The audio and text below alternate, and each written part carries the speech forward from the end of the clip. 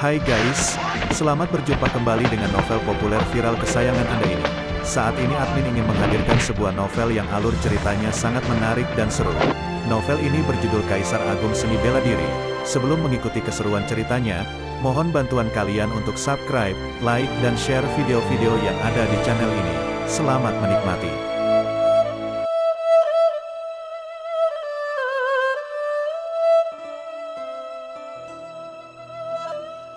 Kaisar Agung Seni Bela Diri, Bab 218, Kekuatan Ruang, Kurungan Jiwa di Lautan Jiwa Longming belum lepas, jadi Luo Xiu bisa mengetahui lokasi Longming melalui kurungan jiwa itu. Dalam penglihatannya, Longming tidak ada di kota Moro, melainkan sedang di tempat yang berjarak ribuan kilometer dari sini. Bajingan ini, untuk apa dia berlari sejauh ini? Luo Xiu mengerutkan alisnya. Sebenarnya, kalau kamu memikirkannya dari sudut pandang lain, mungkin kamu seharusnya merasa senang, ujar Kaisar Bela Diri Kegelapan sambil tertawa. Apa maksudmu? Dengan sikap naga tanpa bayangan yang serakah, dia mana mungkin berlari sejauh itu kalau tidak ada harta karun? Mendengar ini, mata Luo Xiu langsung berbinar.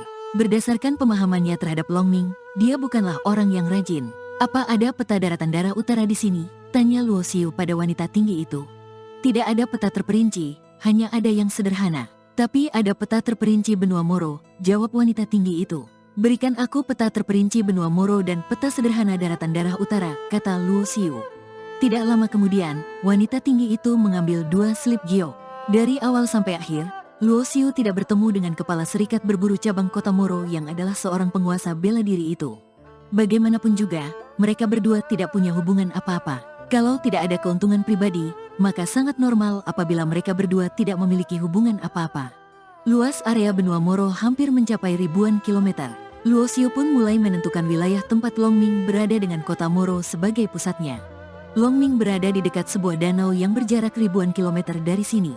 Setelah mendapatkan slip giok yang berisikan peta, Luo Xiu meninggalkan kota Moro dan terbang ke arah danau. Sementara Yan Yuyu yang masih koma dia tinggalkan sementara di serikat berburu cabang kota Moro. Bagaimanapun juga, Yan Yuyu menggunakan terlalu banyak esensi darah, jadi entah kapan dia akan bangun. Area danau itu sangat luas. Saat berdiri di tepi danau, kamu tidak bisa melihat ujungnya. Danau itu seperti lautan kecil. Di danau, ada banyak pulau kecil dan binatang iblis yang tinggal di air, termasuk tempat yang berbahaya di benua Moro. Luo Xiu menghabiskan hampir 1 hari untuk tiba di sekitar danau itu. Sinyal yang dikirim kurungan jiwa juga menjadi semakin jelas. 4 jam kemudian, Luo Xiu menemukan sebuah pulau di danau. Keningnya pun berkerut. Pulau itu hijau dan subur, tetapi ada keheningan yang aneh. Luo Xiu tidak langsung melangkah masuk ke pulau itu, melainkan menggunakan indera spiritualnya untuk menyelidiki situasi dengan cermat. Pada saat yang sama, dia menyampaikan informasi yang dia terima ke jiwa Kaisar Bela Diri Kegelapan melalui indera spiritualnya. Nak, pulau ini tidak sesederhana kelihatannya. Ada formasi bawaan di dalam, ujar Kaisar Bela Diri Kegelapan secara tiba-tiba dengan nada serius. Formasi bawaan? Ekspresi Luo Xiu tiba-tiba berubah. Menurut Kaisar Bela Diri Kegelapan, formasi bawaan adalah formasi yang terbentuk secara alami. Di zaman kuno yang sudah sangat jauh, asal-usul formasi juga adalah ciptaan orang bijak yang mendapatkan pencerahan melalui formasi bawaan. Dari sana, ilmu formasi yang sekarang terbentuk. Kamu juga tidak perlu panik. Formasi bawaan juga ada kelas tinggi dan rendah. Formasi bawaan ini bukan formasi kelas tinggi. Kira-kira setara dengan formasi tingkat kelima, lanjut Kaisar Bela Diri Kegelapan. Tapi kamu juga tidak boleh anggap enteng. Kekuatan formasi tingkat kelima yang terbentuk secara alami jauh lebih besar daripada formasi tingkat kelima biasa. Apalagi formasi bawaan tidak bisa dihancurkan. Kamu hanya bisa mengandalkan kekuatanmu sendiri untuk membukanya secara paksa. Menghancurkan dan membuka formasi mungkin terdengar sama, tetapi sebenarnya sangat berbeda. Mendengar bahwa formasi itu hanya formasi bawaan tingkat kelima, Luo Xiu merasa sedikit lega.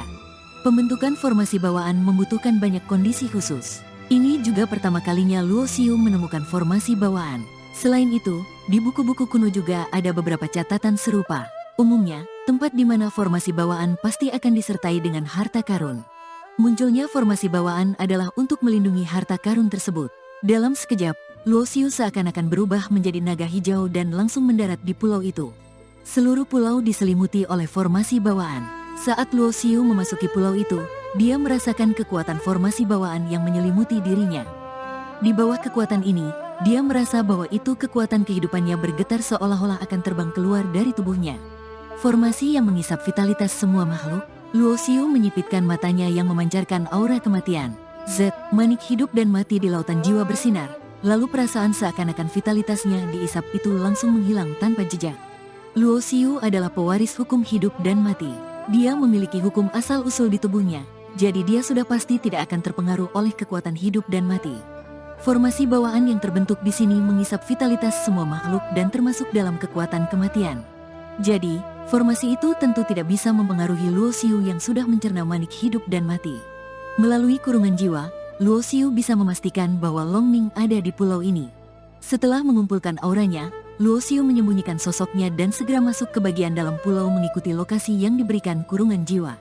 Bang, sial. Tidak lama setelah Luo Xiu masuk ke pulau itu, dia mendengar suara pertempuran dan teriakan dari bagian dalam pulau. Sesaat kemudian, Luo Xiu menemukan sebuah lembah. Dia pun melihat ke dalam lembah itu. Ada 3 kultivator seni bela diri sedang bertarung di lembah itu. Di sekitar mereka, ada 2 mayat tergeletak di tanah. Kamu sudah datang? Ratusan meter dari tempat di mana ketiga kultivator seni bela diri itu bertarung, Long Ming tiba-tiba muncul dan menatap Luo Xiu sambil tersenyum. Di lautan jiwa Long Ming ada kurungan jiwa yang ditanam oleh Luo Xiu. Mereka bisa merasakan keberadaan satu sama lain. Jadi, begitu Luo Xiu masuk ke pulau, Long Ming bisa merasakan energi Luo Xiu. Apa yang terjadi? Tanya Luo Xiu. Hehe, tentu saja ada harta karun yang berharga. Long Ming menyipitkan matanya sambil menggosok tangannya.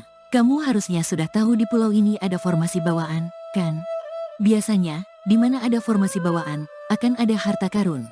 Apa kamu tahu harta karun apa itu? Tanya Luo Xiu lagi. Belum, tapi seharusnya ada di lembah ini. Awalnya, aku berencana menunggu mereka selesai saling membunuh, lalu beraksi, kata Long Ming. Dia tahu jelas karena Luo Xiu juga ada di sini, berarti Luo Xiu juga akan dapat bagian.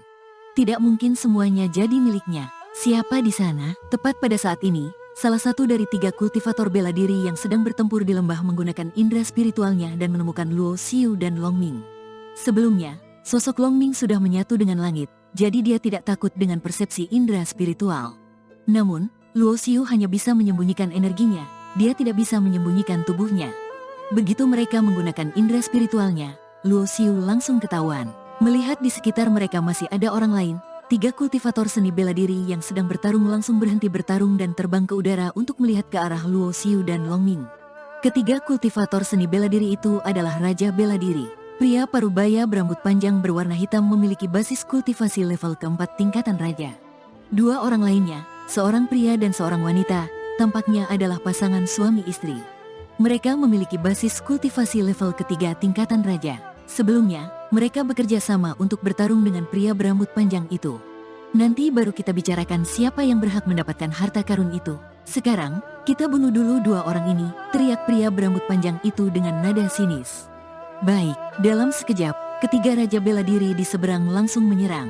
Pria berambut panjang itu menyerang Luo Xiu, sedangkan pasangan itu menyerang Long Ming. Luo Xiu berdiri diam di tempatnya dengan ekspresi acuh tak acuh. Pedang gigi harimau di belakang punggungnya tiba-tiba keluar dan pedang kematian mulai menyerang. Aura kematian yang menakutkan menyebar dan langsung memusnahkan aura pria berambut panjang itu. Api maut kegelapan berubah menjadi tengkorak yang langsung menggigit tubuh pria berambut panjang itu.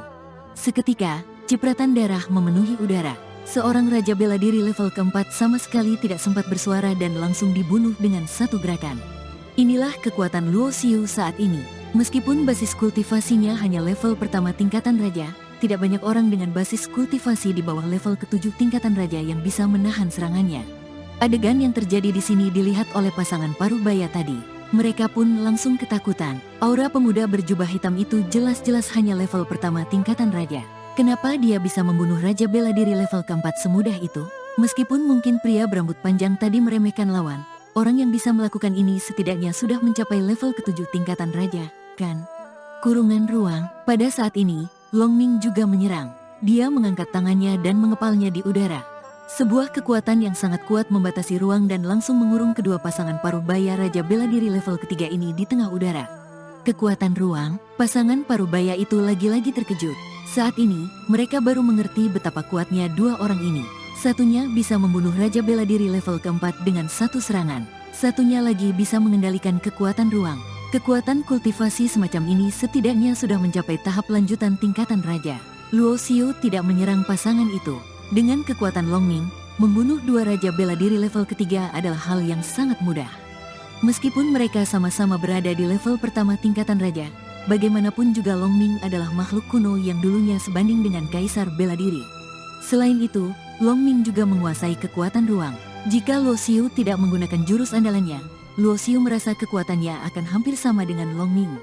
Selain itu, bahkan jika Luo Xiu menggunakan jurus andalannya, dia paling banyak hanya bisa mengalahkan Long Ming. Kalau Long Ming melarikan diri, dengan kecepatan teleportasinya, Luo Xiu tidak akan mungkin bisa mengejarnya.